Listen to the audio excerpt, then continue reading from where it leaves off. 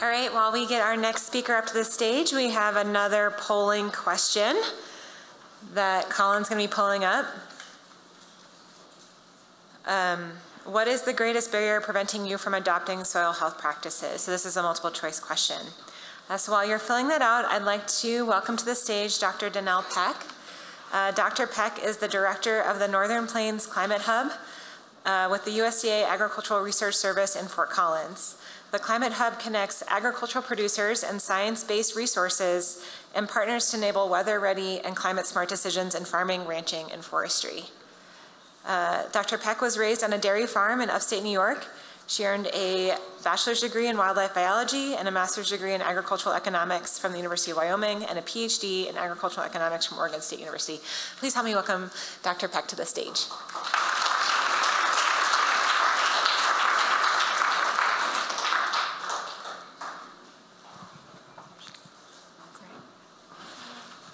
Thank you, everyone. I am a recovering professor, so I can't be tied to the podium. I just hope I don't fall off. So, thank you for being here. I promised I'd stay within the blue lines, follow the rules. Because, again, I'm a little bit of a recovering professor, I brought you guys homework, in-class homework. So on your tables, hopefully you've got a little pile of these. We'll use these later in the presentation. Mostly to break up the monotony of my voice. So thank you so much for having me. Good, we've got my timer going up there, thank you. All right, let's dive right in. We've already heard a lot about regenerative practices. We've heard some overview about climate change. My role today is just to continue kind of bringing these ideas together and helping to build more climate resilience in this area. So I hate outlines, but it's a long enough talk that I feel like I want you to know where we're going with this. And I'll try to give you some waymarks along the way so you know, like, oh my gosh, are we halfway there yet? Where are we in this thing? What is happening regarding climate? And we saw a little bit of that earlier, so hopefully I can save a little bit of time there. I want everyone in this room to reflect on how whatever changes you're feeling out on the landscape, I live up in Wyoming where we don't always agree on what's causing those changes. That's something for us to discuss one-on-one in a more private setting if you're not comfortable with it. But we do all know that we're feeling that things are different. And so as we go through this presentation, I'll be asking you to pause and reflect with me on how some of the changes, how do they feel? How do they affect you on a day-to-day basis? What options and practices do we have? And again, we've touched on a lot of these today, so I think I'm just here to help connect the dots between these two worlds. And then I'm an economist, so I do always stop and ask, like, how, does this make dollars? And does it make any sense? And so that's the radar diagram sitting in front of you that you'll get to help me draw some of those and let me know what you think. And then all throughout this presentation, really, I hope you'll see some resources, either for information or as we get towards the end of the presentation, maybe more USDA program-oriented resources. But I hope each of you walk away with a new idea or a new resource or a new way of thinking about this challenge. So the first tool, first resource, the first thing I like to do when I'm giving a presentation to an audience is to pause and ask, kind of historically speaking, what have been the biggest challenges for agriculture in an area? And so this is a tool called Ag Risk Viewer from our Southwest Climate Hub.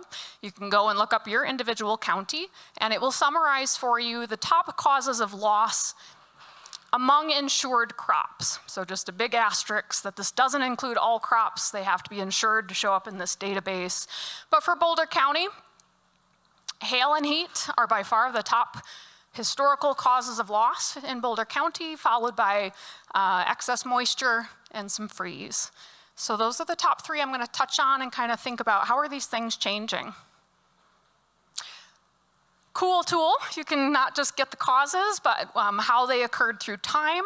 So that's the timeline for Boulder County. And again, you can see lots of heat, hail, wind, failed irrigation. It's brutal out there, jeepers. Don't go outside. And then you can also look which crops have been affected. And as you guys already know, Boulder County is so diverse. It's such a cool place. It makes it really hard to put a short presentation together for you guys because there's so much interesting stuff happening out there on the ground. So you can see our row crops are in there, but in Boulder County, I very rarely get to work with all the other crops, all of our specialty high-value crops that are in there. So let's dig first into our top risk, hail. This won't take long. What do we know about hail in the future as one of our top risks? It's complicated. That's what we know. We do know that we're getting more intense updrafts in the future, so stronger storms. I think we feel that in the summertime. We're getting stronger updrafts that kind of create the conditions for hailstorm, but we're also having warmer air temperatures. So as the hailstones start to come down, those warmer temperatures are melting some of the smaller stones, and the ones that make it to the ground are inherently, they were the bigger ones to start with. So it's complicated. There's still a lot of uncertainty here. This is just kind of the latest study up there up top if you want to look that up and learn more. What management practices do we have to deal with hail to make us more resilient? If you were here a couple of years ago, you already know about Hail No. I just love that name. I really, the UNL folks, Hail No. It's still a great resource. Go check it out. And what they walk you through is this really wonderful process, like crud, hail, it's too late. I can't do anything about it. Yes, you can. There are steps. Nobody panic. So a really great guide to assessing your damages, reaching out to insurance, make sure you've got proper documentation if you have hail insurance. And then here in the middle, 4 and 5 and 6, I think are those management strategies we can consider. Is there enough time left in the season to replant? If not, do I have some resources available to help get cover crops out on the ground and protect that soil at least? Do I have access to any livestock who could come in and do some aftermath grazing to at least somebody get some value off of that destroyed crop? You guys have plenty of experience with hail, so I'm gonna move on. Heat. We already heard the story of heat in this area, but just a couple of great graphs that are coming out here in a new report soon. Summertime and fall, again, kind of the Boulder area, larger area circled there in black. These are the changes in heat over the last 40 years in this area. So summer and fall have warmed by already the 2.5 degree Fahrenheit you always hear about. Interesting, winter and spring, not so much in the last 40 years, but down at the bottom, there's those 4 maps laid out in actual order, winter, spring, summer, fall.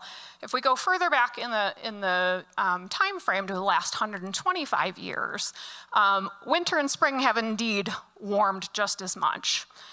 It's just that it hasn't happened in these most recent 40 years. So all 4 seasons have warmed from a very long historical perspective.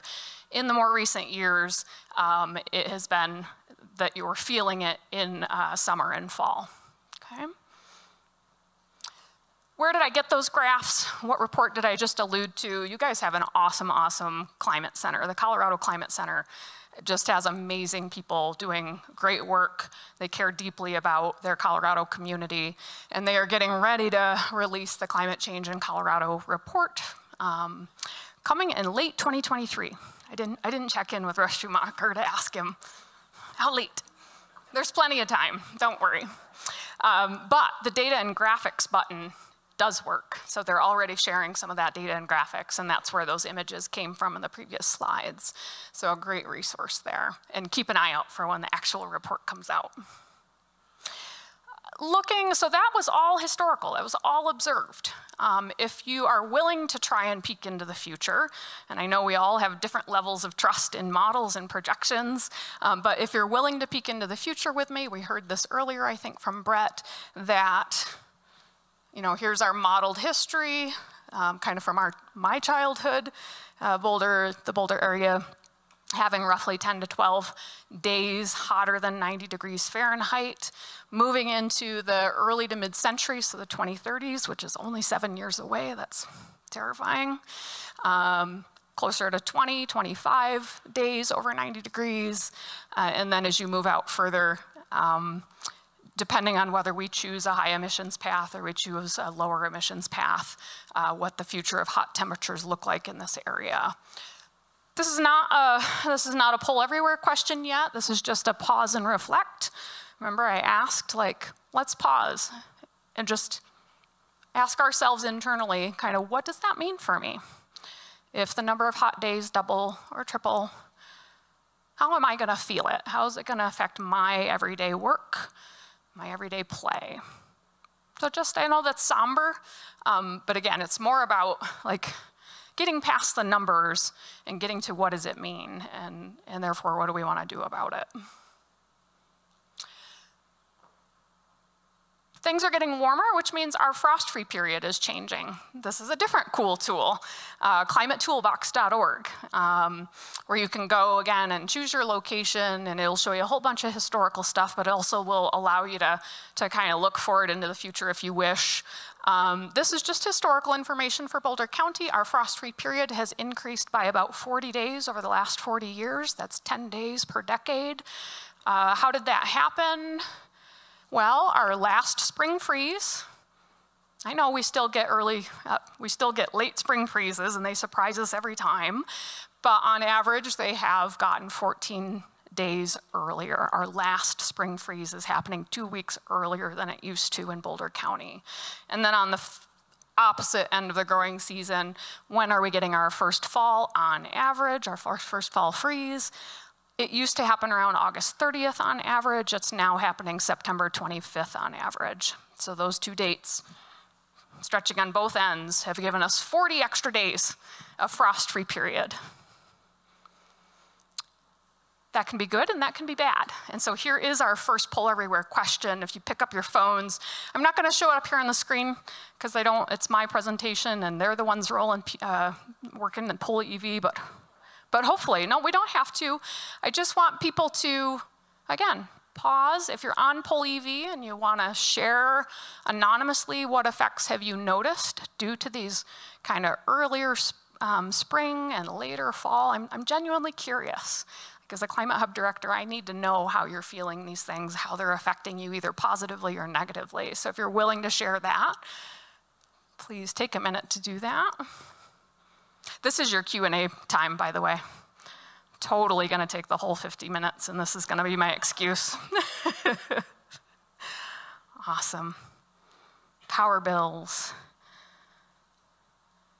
Growing, planters, fruit. Yep, more like, will our fruit get enough chilling days? All right, that's a good question. Swimming. Less skiing. We got the summer lovers and the winter lovers. What happens to our flowering period? These are awesome, you guys. I'm looking forward to digging into these. I see some biting. I assume those are mosquitoes. Lots of biting things out there. Gnashing of teeth, perhaps. Amazing, you guys. Thank you for sharing, and again, for just, it's important for us to share the many different ways, both positive and negative, that we're feeling these changes in practice. Precipitation, super important. I don't have as many slides because, again, it's harder. Precip is a much more complex process, so there's a lot more uncertainty. We already live in a region that's highly variable to begin with, and so let's just pause for a minute and say, like, what's happened over the last 20 years in our precip in Colorado? And in the wintertime, this area has seen an increase in winter precip. I think you all felt that last winter for sure.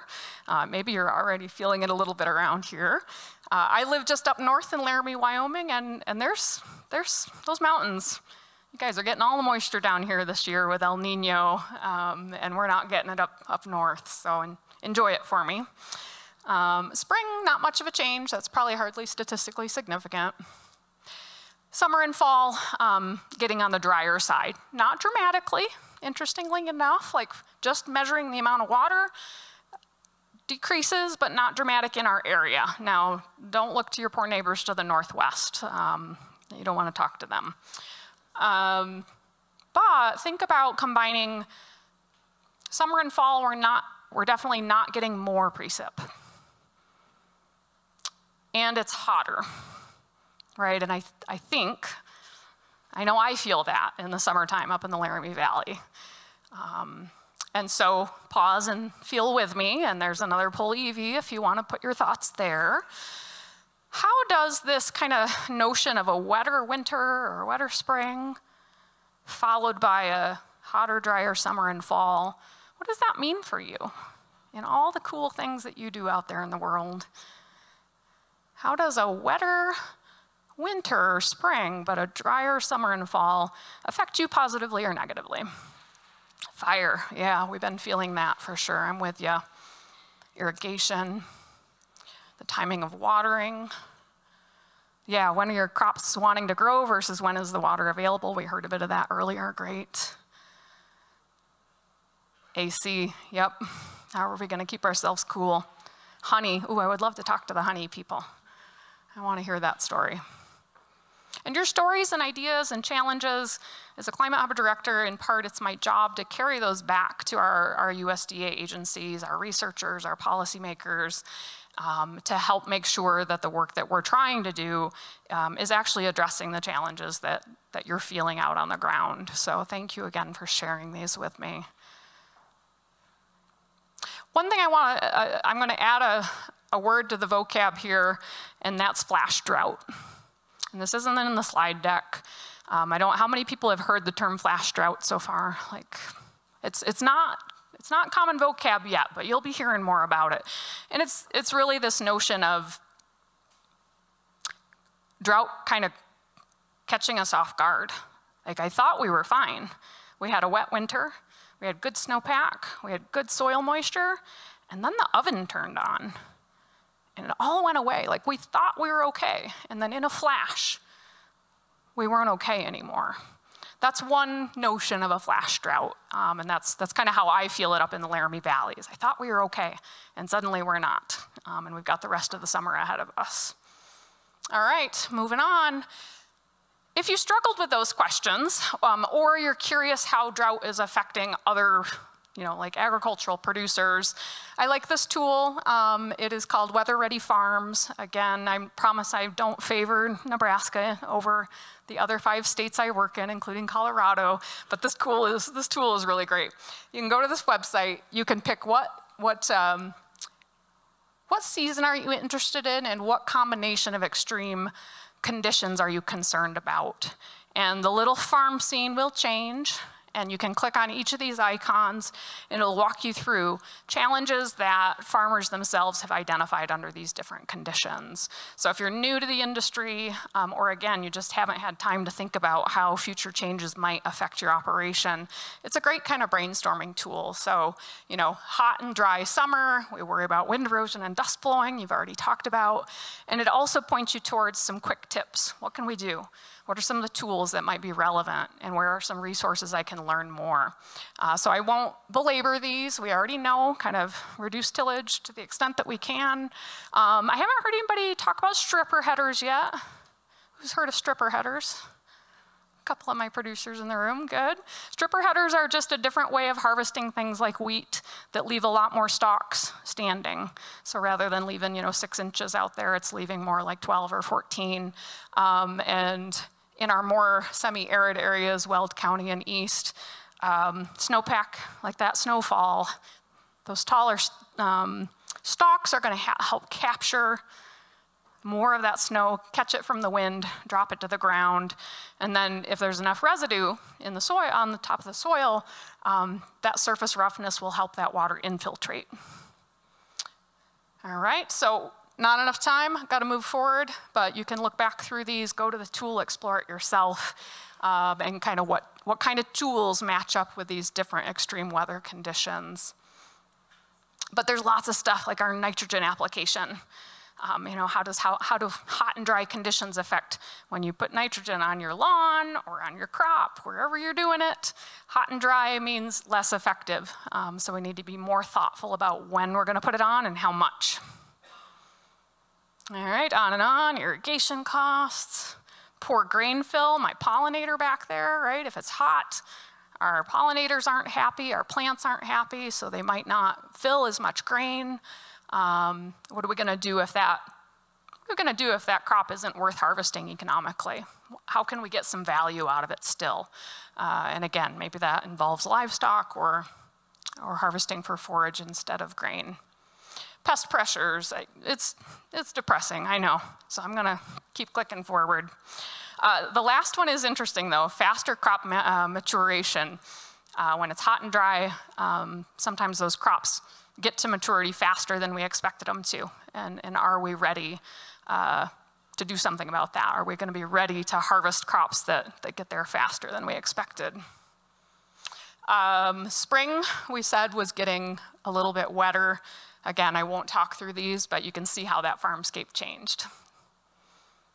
So go play around with that. My livestock folks, yours isn't quite as cool yet. It's not interactive, it's just a cool poster.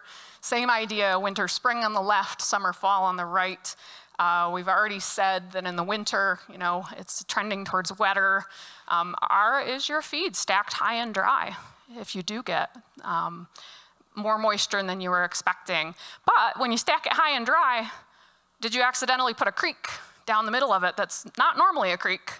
But you get that big snowstorm or that big rainstorm and suddenly there's a creek between your haystacks, which are high and dry, and your animals who are over here. That has happened more times in the last 7 years as a Climate Hub director than I can tell you, especially further north, like in the Dakotas, where it is getting a lot wetter in the winter.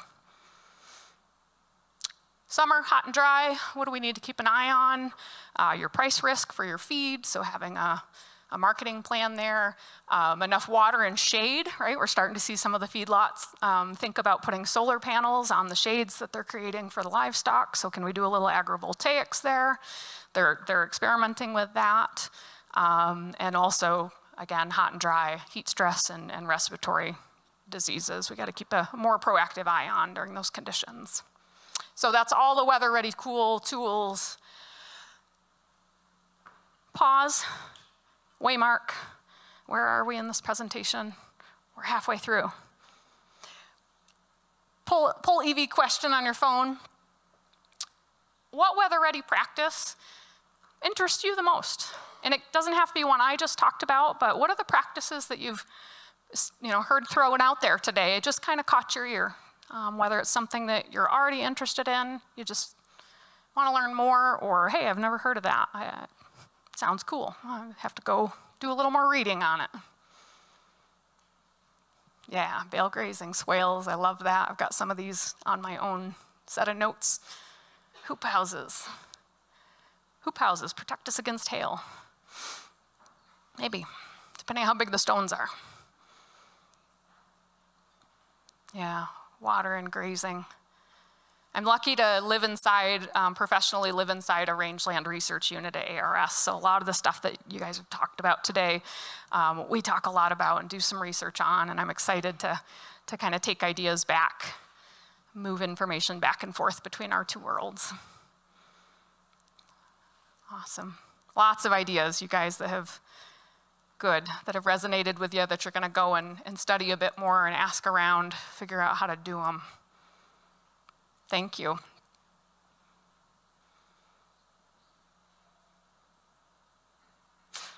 Homework time, active learning time.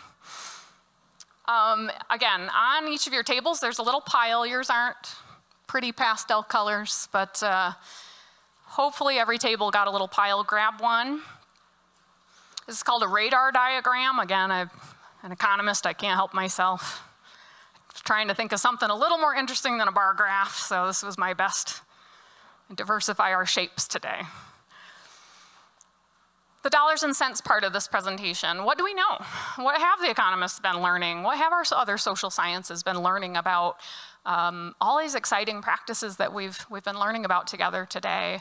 So radar diagram, this is loosely based on the kind of innovation, adoption theory that lots of people work on, but E.M. Rogers is one of the more famous folks that have worked on this. And these are the 5 characteristics that Rogers uses, and I just felt like they weren't always as self-explanatory.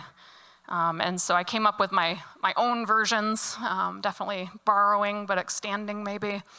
Relative advantage over your current practices, right? So there's some new innovation that you're interested in and you're thinking about adopting, that these are the sorts of things that E.M. Rogers says go through people's minds when they're thinking about doing something new.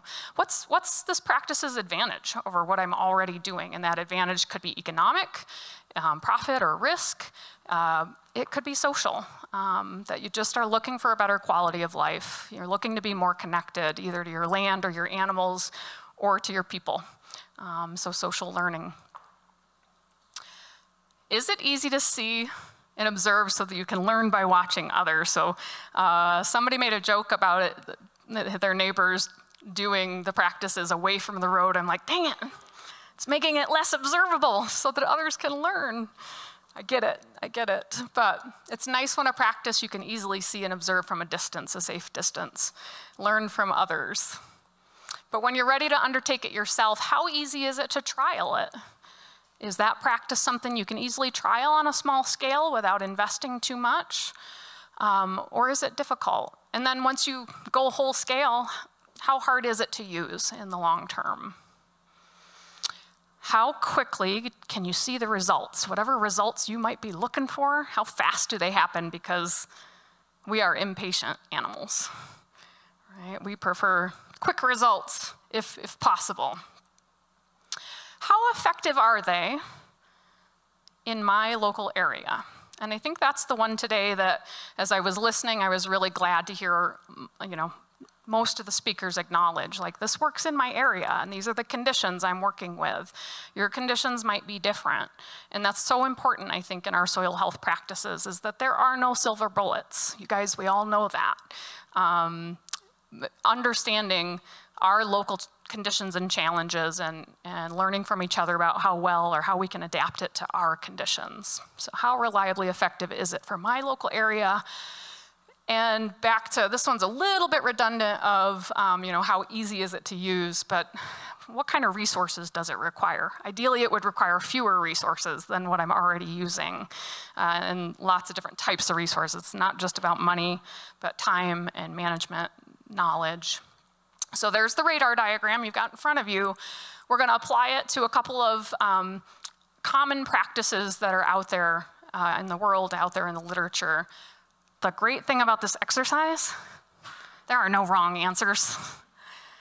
This is all opinion-based. I call it, in my science-informed opinion, to stimulate discussion. So I just told you I work inside a rangeland research unit that has been doing a 10-year study on rotational grazing. Place, location specific, is important with rotational grazing. So let me disclose that we are doing our research in the shortgrass prairie over by Nunn, Colorado, Weld County. The results that we're experiencing might be different than what you guys have here in this area, because you are a very unique agroecosystem compared to where we're doing our work. So here's how this thing works. I'm gonna give you my opinion first on this one, but later I'm gonna ask you to form your own opinion on the little sheet in front of you, okay? So this is just a demonstration of the idea.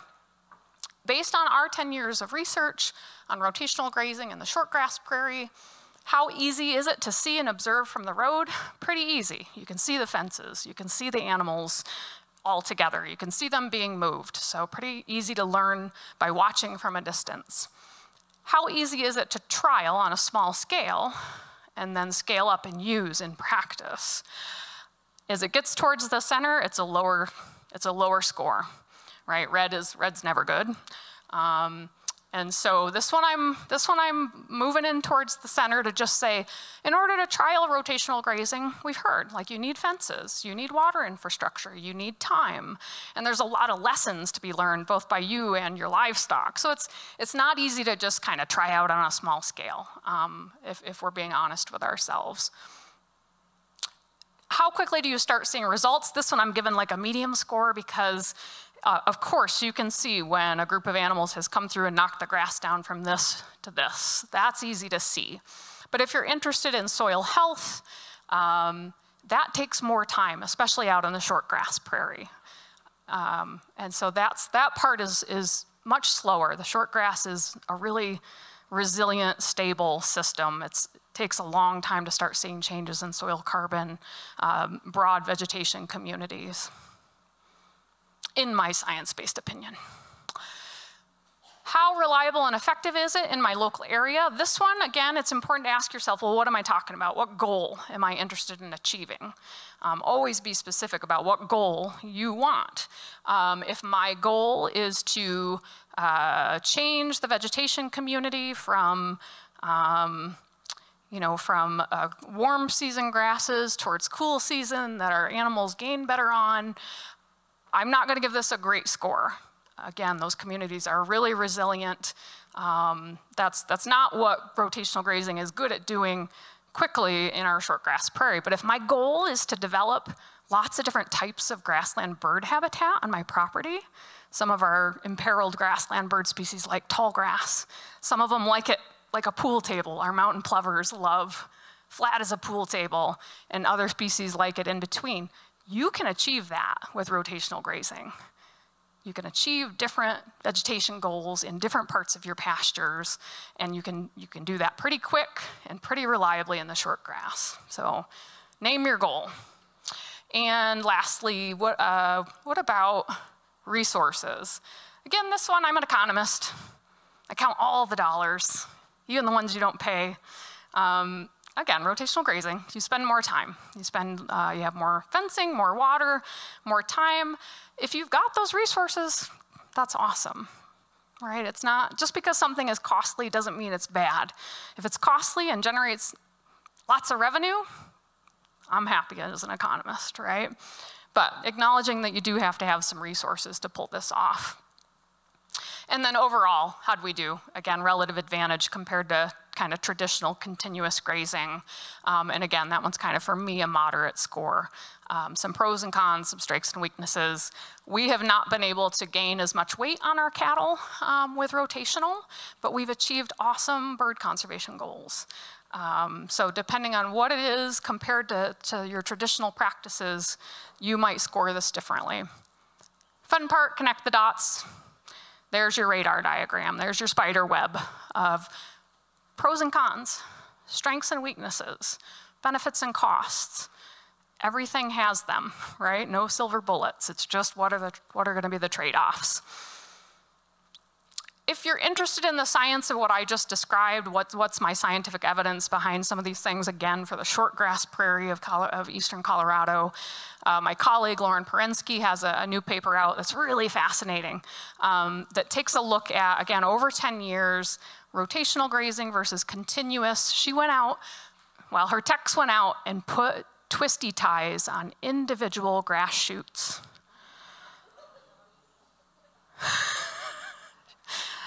Individual grass shoots all over the shortgrass prairie in our both in the rotational pastures and the continuous grazing pastures, and then kept track of them all summer. Which ones got chewed, which one got bitten, which ones didn't get bitten, which ones got bitten twice, which ones were never touched. And over the course of the entire season, what were those proportions like? And fascinatingly, surprisingly, the percent of grass shoots that get eaten in our rotational pasture was pretty similar. There was no statistical difference to what proportion of grass shoots got eaten in the continuous. Rest, how many of the grass shoots got rested? Similar proportions in those two systems.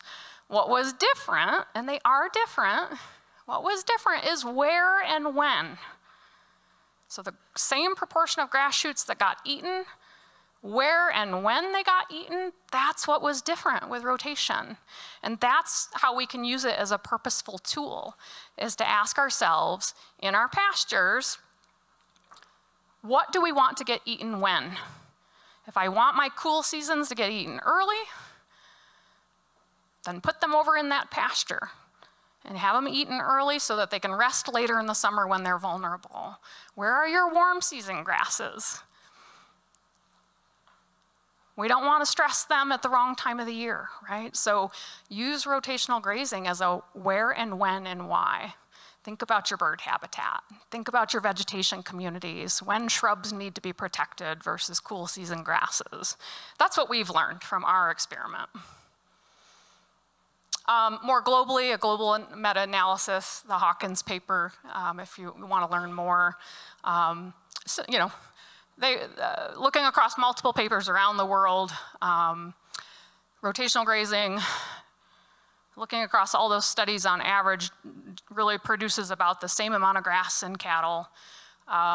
It does require more time and infrastructure, but what are you getting for it? What are the strengths of this practice? You're observing your land and your animals more closely and more often, and that is likely to make you a better manager, and hopefully more enjoyable too. Better quality of life if you enjoy that.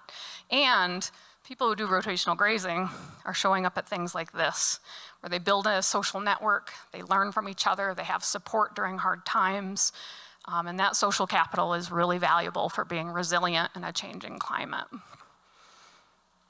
The last thing I think is important, we've talked a lot today about restoring degraded lands, and that is somewhere that rotational grazing in the literature does shine. It's not so much about maintaining rangelands that are already healthy. There it doesn't really have a strong advantage, again, unless you're trying to do the heterogeneous habitat we talked about earlier. But disturbed rangelands definitely shows some good evidence there. All right, I gotta move. These guys are getting really worried. We're gonna go fast. No-till and cover crops. Pick one of them, whichever one you're most interested in, and test out your radar diagram for me. Take a crack. I'll do no-till first, and then I'll do cover crops. But practice based on what you know, and if you don't know, just put a question mark next to something as something I need to keep learning about. So pick whether you want to do no-till or cover crops, grab your drawing, and just kind of work through the strengths and weaknesses, pros and cons. What does your spider web look like for one of these practices?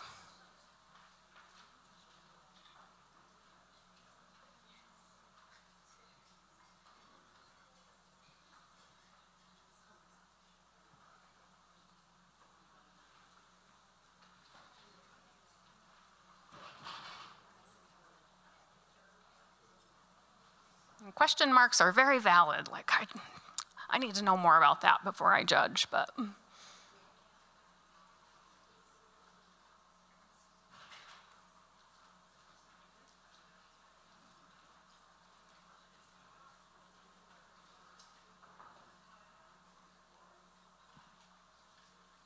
hopefully I put the disclaimer on your sheet too.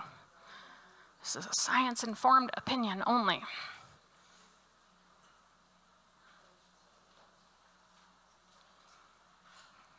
All right, connect your dots, because that's the fun part. And then we're gonna do a turn and burn, which means on the count of 3, we're all gonna hold our radar diagrams up to each other. We haven't influenced each other's opinions, but we're gonna give our honest opinions and share them. We're in a vulnerable space together, it's great. Ready? I'm gonna share mine too. I'll be vulnerable with you. 1, 2, 3, hold it up. Show them to your table mates. See what you've got, your opinions. Similar shapes, really different impressions of the shape.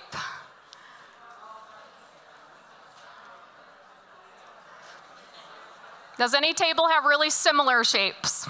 Raise your hand if your table got pretty similar shapes. A couple. How many tables had really different shapes? They're still looking at each other's shapes. Good. All right, come back to me.